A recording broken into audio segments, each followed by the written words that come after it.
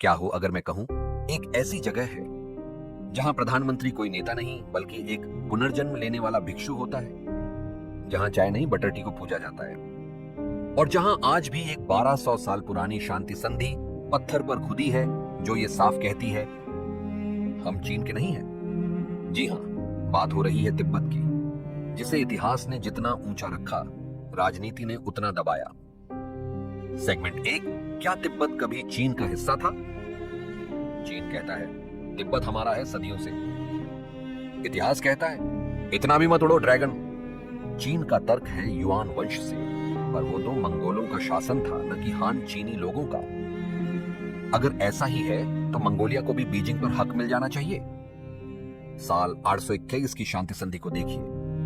ल्हासा में खुदा है पत्थर पर, तिब्बत का महान राजा और चीन का महान राजा मित्र और समान है, यानी न गुलाम न प्रांत, एक स्वतंत्र राष्ट्र।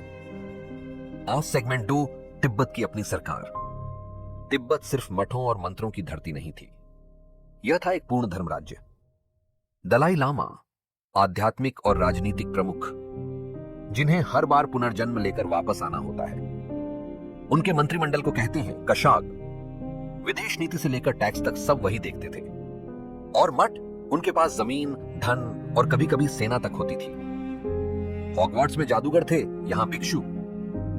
सेगमेंट 3, स्वतंत्रता के सबूत। तिब्बत के पास था अपना झंडा, अपनी मुद्रा, अपनी सेना, अपनी डाक सेवा, खुद का पंचांग और मंगोलिया से संधियां। यहां तक कि 1904 में जब ब्रिटेन ने हमला किया तो चीन नहीं, तिब्बत से किया। 1913 में सिमला कन्वेंशन में तिब्बत, चीन और ब्रिटिश इंडिया 3 अलग पार्टियां थीं, एक देश के तौर पर।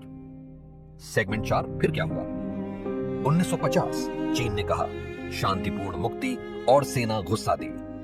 1989 विद्रोह हुआ, दलाई लामा भारत भागे। 1965 बना स्वायत्त क्षेत्र, ऑटोनोमस रीजन। लेकिन ऑटोनॉमी कैसी? तिब्बती झंडा और अवैध। दलाई लामा की फोटो जस अपराध। स्कूलों में तिब्बती भाषा आनंद हटा दी गई।